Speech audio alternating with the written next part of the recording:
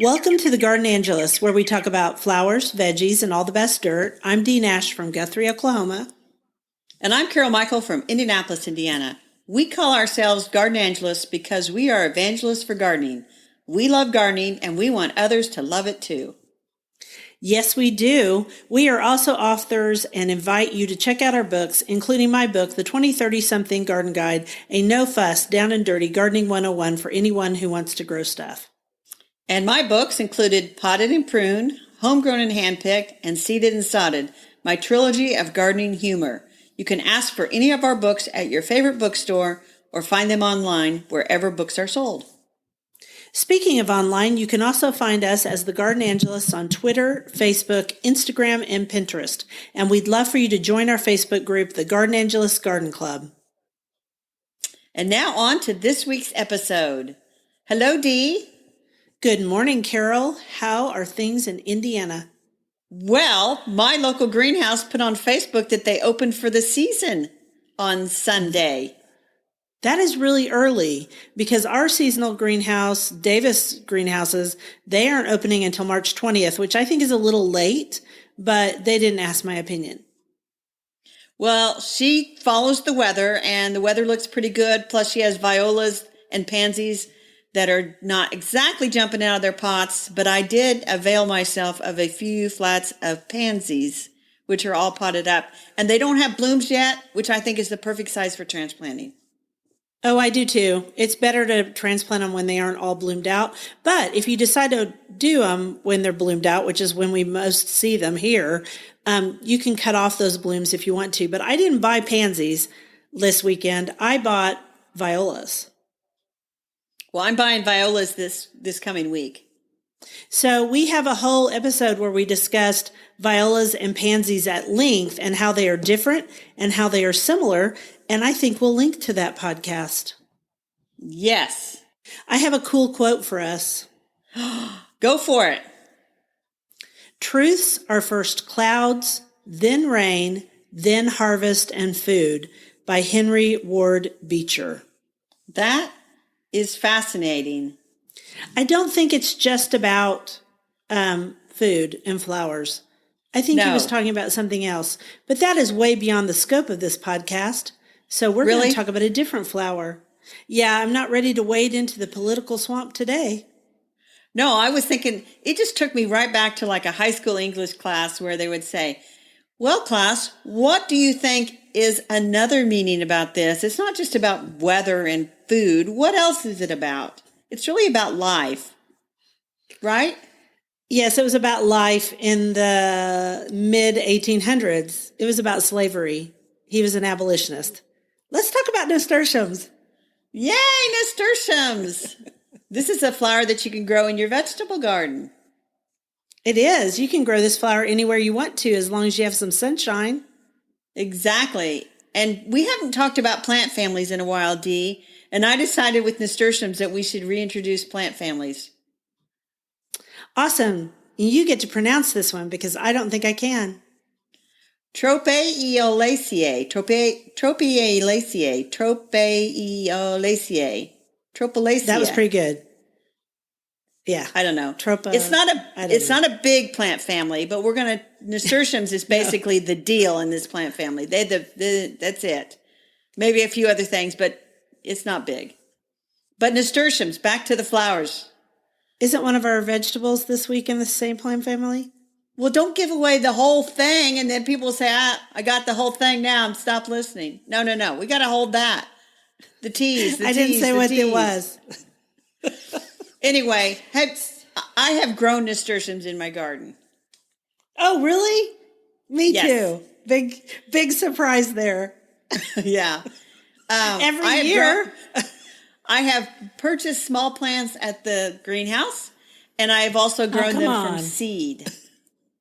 What? Okay, everybody is really easy to grow these from seed. I don't know why you would buy plants in the greenhouse, but okay. Well, in order to reestablish my reputation here, this isn't going to reestablish my reputation. I forgot to buy like seeds, and they had them. Oh, that's a good reason. They were waving. Some of them have variegated leaves, Dee, And so they're waving their Yes. little variegated leaves in the greenhouse, and I'm going down with my wagon and I'm loading up plants, and it flashed at me, and I'm like, "You're coming too." And I got it. Okay, that's a perfectly good reason to buy them from the greenhouse as transplants. I agree. Go for it. So they come in a bunch of different colors, the warm colors, as it were. They do not come in blue like so many plants. They do not flower in blue. But there's a beautiful reddish maroon called black velvet. And those variegated leaved ones that were like flashing at you, what do you think they were? Alaska variegated. Yeah, I don't even put the variegated on there. I just say Alaska. But yeah, Alaska. They have beautiful green and white leaves. And you know what? I have pictures of those. So I will put them on our Instagram and our Facebook, both, and in our garden club. So some are trailing types, some are not. Right.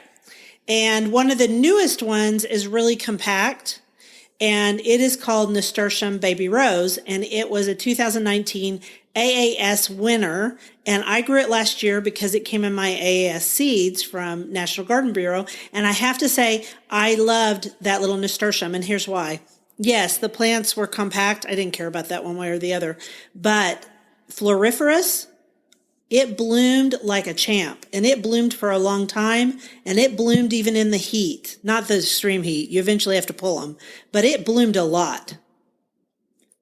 Okay, so when this episode is over, I apparently am going to be buying more seeds because I want to grow baby rose. Yeah, I bought some this year. I want to grow baby rose. I want to grow it. I'm growing baby rose. Another really pretty one. Oh, and also the leaves on baby rose are a lovely blue-green, which is really pretty in the garden against that pink bloom. And then there's a dark red that is called Empress of India. And I know you can find the seeds at Renee's Garden Seeds because I looked it up just to be sure. And I've grown Empress of India too. I don't think the pictures do it justice. I think Empress of India is way prettier in person. You've got to keep your plants moist though after they germinate because sometimes I forget. And if I don't keep them moist enough, they don't do well in my garden. Right. Because they also, like you said, you have to pull them out when it gets really hot. They do not like the heat. Like calendula. So you grow these at the same time you do calendula. In fact, if you guys want to grow them in Oklahoma, get the seed now. And I would say plant it this week. This week is a good time. Outdoors. Right. Direct sow. Right. And so the flowers of the nasturtiums are edible. And they supposedly have a pepper taste, but I'm going to have to confess to the listening audience that I have never actually eaten one to confirm this. Well, you just pull off the petals and throw them on salads or as a garnish at the end of your, whatever you're making. And yeah, they're peppery, but they're so inconsequential as long as you don't try to eat the whole bloom that they're just pretty. I mean, more than anything, they're attractive. Also, they're a great plant to introduce children to gardening. And why is that, Carol? The seeds are big enough for them to handle easily, and they're easy to grow from. And they're easy to grow from seed. You don't have to buy the plants. So our suggestion, if you're going to grow plants with children, calendula flowers are easy to grow. We're talking about cool season now. Calendula are easy to pick up for little kids. Nasturtium's easy to pick up for little kids. And then, of course, peas, radishes. Don't grow beets with them particularly because beets aren't as easy.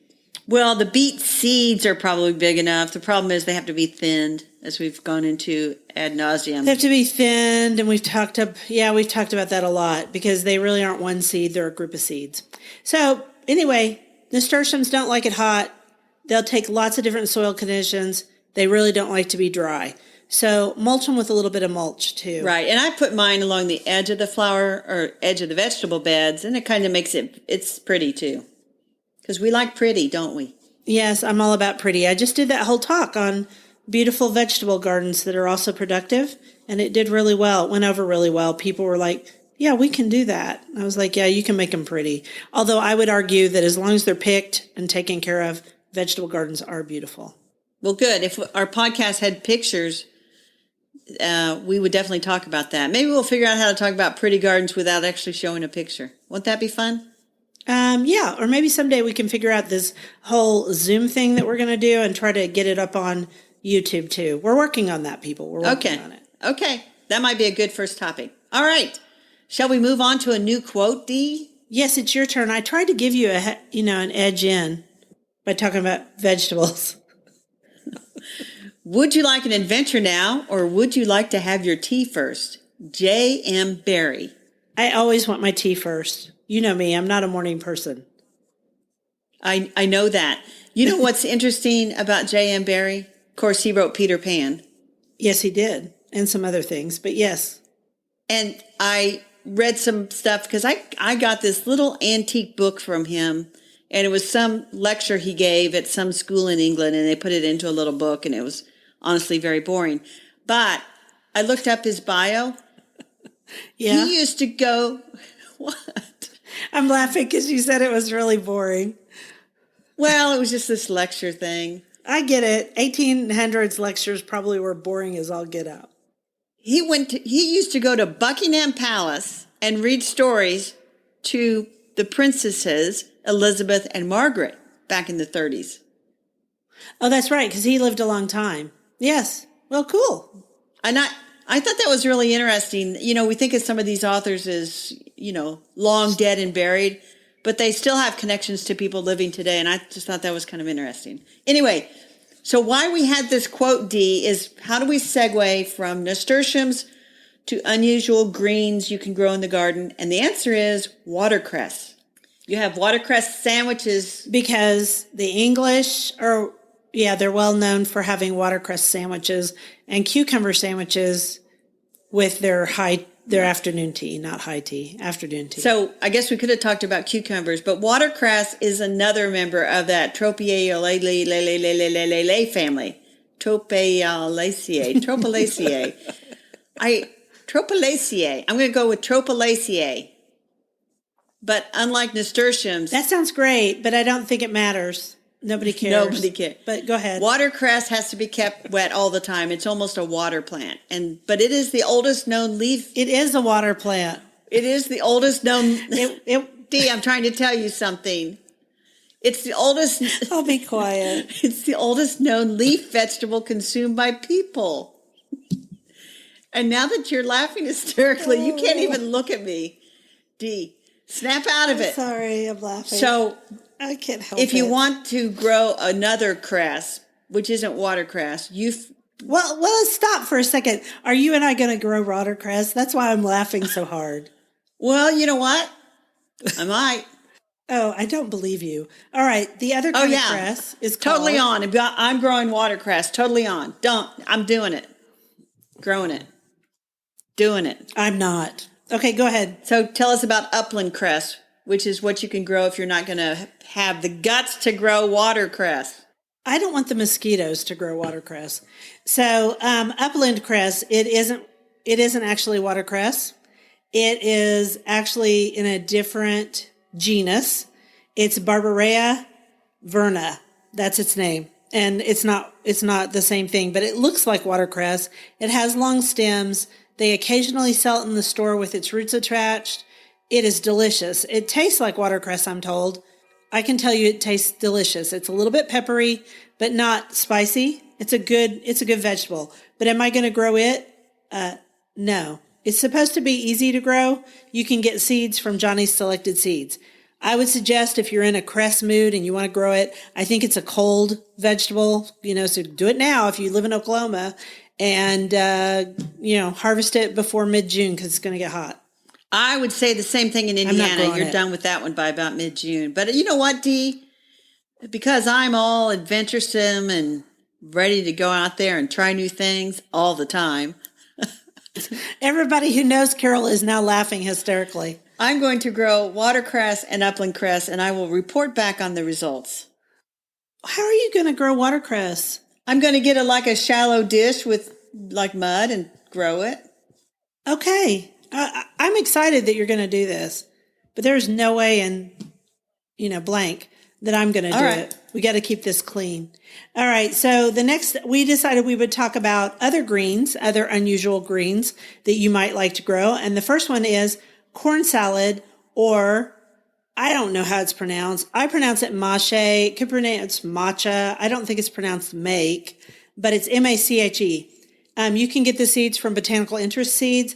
I have grown it. I've grown it several times, and it's easy to grow. Super easy. Yeah. Cool weather green. Cold tolerant, extremely cold tolerant. I did it in my cold frames and planted the seeds in the fall, and then, let it stay all winter. And in spring, it grew like crazy, and you can eat it alone. It tastes buttery. Have you ever eaten it? Because they sell it in the store. I have not eaten it, but since I'm ordering seeds for cress and watercress, I might as well get some mate while I'm at it. It's very good and easy to grow. It takes a lot of it to make a salad, but you could add it to other greens. And then we move on to arugula. Bill hates arugula with the kind of passion that you can only hate for a vegetable that's bitter in his mind. Yeah, arugula, a little arugula goes a long way in my opinion, and I don't like a whole salad of it, but I don't mind it if you sew it really thick and you just pick it when it's a little baby before it gets all bitter, then I think it's a nice addition. Yeah, like 2 inches, right? Right. At the biggest. Right. You want to hear something interesting? Yes, of course. In Italy, arugula or rocket, which is what they call it in England, is the salad green in early spring. And you find it in every restaurant, and they dress it with olive oil, a little lemon juice, salt, and pepper.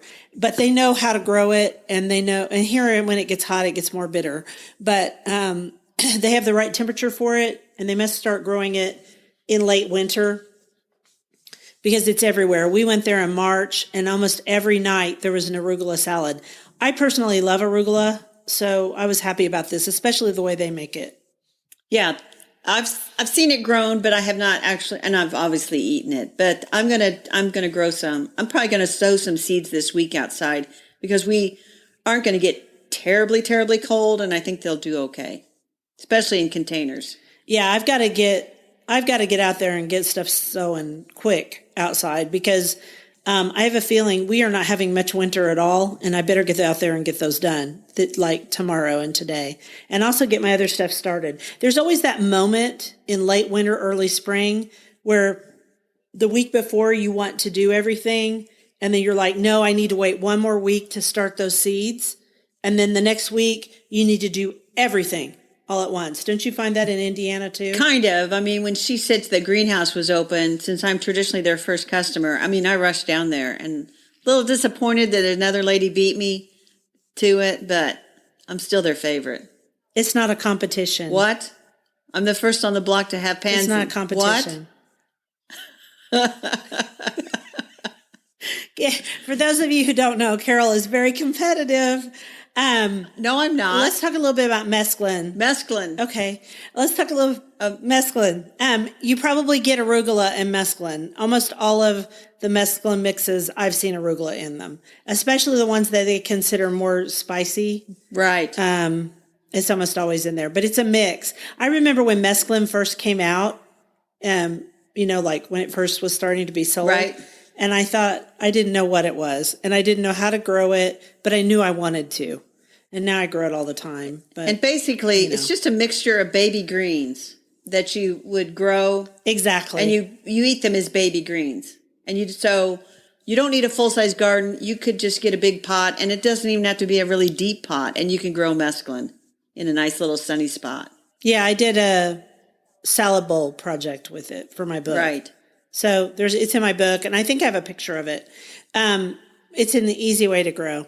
And you can get a lot of different tastes and kind of figure out what you like. So it's really pretty too.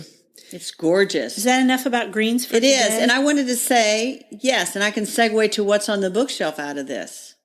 Our friend's book. Yes. So we're going to throw back on the shelf Mastering the Art of Vegetable Gardening by Matt Mattis. And he wrote a nice, great book. If you are like bored with your vegetable garden and you want to try to spice things up a little bit, just peruse through his book and you are going to get 1,000 ideas. But he wrote in there that mesclun is actually a marketing term that kind of came out in the 70s and early 80s. And before then, it was just a mixture of baby greens. But then they came up with that term for it. Mm-hmm. Isn't it supposed to be a French term? Maybe I'm just imagining It that. could be a French term. I sort of remember it is. Anyway, Matt is very detail oriented, and it's a great book. In fact, I have it open right now. He would laugh. I should take a picture of it and put it on our Instagram and tag him. I think I will.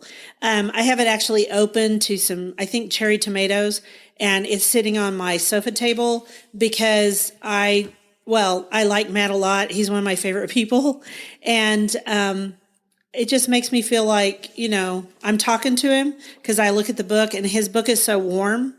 And so we're also segueing that he's got a new book coming out. Yes, he has a new book coming out. It's called Mastering the Art of Flower Gardening.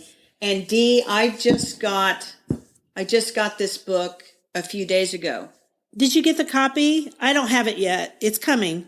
I don't get my mail as fast as you do because I live way out in the country, I think. Yeah, and so I just want to tell you that it is for flower garden. Hold it up so I can see it. The cover. Oh, it's beautiful. It's very similar to the beautiful cover of the other one. Mastering the Art of Flower Gardening. Yes, and we will do an extensive review of this book once Dee gets her copy and has a couple of weeks. But here's a little teaser for you, Dee. You want a teaser? I'm ready. He tells you how to force lily of the valley into bloom in the winter inside. Which is one of our very favorite things to do. Yes, but we always buy the expensive pre-chilled pips. And that's expensive. So I'm anxious to read that, but I will wait for you, Dee. I will not spoil it. I have lily of the valley in my garden, so we could do that. Yes. I have it in a really shady spot, in some kind of heavy clay, honestly, because it likes to stay kind of wet. And it is starting to increase. A friend of mine gave me some of hers, and I'm so grateful because it's been adapted for Oklahoma. It's really hot here, and it's hard to grow lily of the valley here. Right. But if you read Matt's book, Mastering the Art of Vegetable Gardening, which has been out for over a year. So I know it's been on Amazon. I know the price has been reduced. I bet you could get it at a local bookshop. And I would bet the local libraries probably have copies of this book. But I would challenge myself and our listeners to look at that and kind of take your vegetable garden to another level. And so try some new things, try some of the things that he's growing, different varieties and things, because before the mosquitoes, before the weeds, before the heat, everything is all brand new. So I'm going to take it up a notch, Dee. You are, because you're going to try to grow watercress, upland cress, and mache. And then once I've grown the watercress and the upland cress, I'm going to have to make watercress sandwiches and have some high tea for myself. You'll need some cream cheese. Yum. Yum. Okay, our next quote. And when it rains on your parade, look up rather than down. Without the rain, there would be no rainbow. G.K. Chesterton. What a great writer he was. Yes, and that is a great quote. Right into the next segment. Dee, I got hooked into something this weekend. Yeah, I had never heard of this. I'm kind of impressed. Go for it. Okay, so this is, I got hooked into the Community Collaborative Rain, Hail, and Snow Network, which goes by the acronym CoCoRaHS.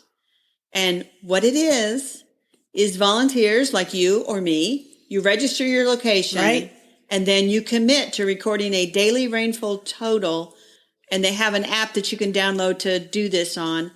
And then that gives the scientists more data about actual rainfall around the country. So I registered. Interesting. And they really are serious about having an accurate rainfall amount. So they ask you to order this rain gauge, which is a little pricey. It was $42 once I added in the shipping, from a site called weatheryourway.com, and it's on the CoCoRaHS site that we'll link to. But this thing will measure within a 1/100th of an inch, which is impressive. Wow. And so that is impressive. They want you to use this particular rain gauge because they feel like it gives a more accurate reading. And so I got to read all the instructions about where to put it. And then I committed to, this is kind of the scary part. So they ask you to... It's on sale, Carol. Really? That rain gauge. It's on sale. For what? Unless you get the really... It was normally $48, but it's down to $32.75. Right. And I paid $32.75, but when you add the shipping, it came to $42. Got it. It looks like it's more accurate because it has a nice big cup at the top and then it narrows down inside. Yeah. And yeah, I can see why it's accurate. Yeah. It's like a funnel, but they do ask you to commit to I might do this too. 6 a.m., 7 a.m., or 8 a.m. to record your rain. Why? They want it to be at the same time every day. So I chose 8 a.m., obviously. But a lot of our rain is like in the evening. That's weird. That's okay. They just want to know, as of 8 a.m. every day, how much rainfall do you have in that gauge? Whew, that's a commitment, man. And then okay, I'm impressed you're doing it. You, of course, empty it out every day. And then it has a way, if you get over an inch of rain in a 24-hour period, the little cylinder on the inside with the measurement goes to an inch, but then it like spills out into the larger cylinder. And then, so if you get more than an inch, you measure the first inch, you pour it out, and then you pour what's in the cylinder, the big cylinder in the little cylinder to measure that. And then that gives you an accurate reading. Okay, well, I'm not going to do that, but I'm impressed you are. Dee, I was hoping you would do it with me. I'll think about it. We have a giant rain gauge that we use, and so it wouldn't be that far of a stretch, but I don't know, maybe. Well, maybe some of our listeners would be interested like I am, and you register, and so I'm registered. They know exactly where I'm at, and I'm the 166th person to register in my county, but I'm in a large metropolitan area, so it stands to reason. But there are a lot of underserved areas of the country where they would love to get volunteers. Probably Guthrie, Oklahoma. Yeah. Well, I found out all about this from the Indiana Climate Office person who was at the Master Gardener event I was at on Saturday. And so I signed up. I'm excited. Okay, that's cool. I love it. I'll think about it. Okay, well, we'll put links on the show notes because I would love to hear that one or two or three or, hundreds of our listeners, Dee. Hundreds. Decided to do this with me. Well, you should put it on our group, our gardening group too. I will put it on the gardening group. I'll probably blog about it because I'm pretty excited. And I ordered the gauge on Saturday and they've already shipped it, so I should have it within a few days. And I should be up and running by the weekend. Go for it, man. I'm impressed. Okay. Well, thank you for listening to The Garden Angelist. If you like our podcast, please tell your friends about us. And if you listen on Apple Podcasts, we'd love a 5-star review. That helps us get noticed by others. Yes, and be sure and check out our show notes for links for more information about today's topics, plus links to our own websites. It was lovely to chat with you over the Garden Gate today. Bye until next week. Bye.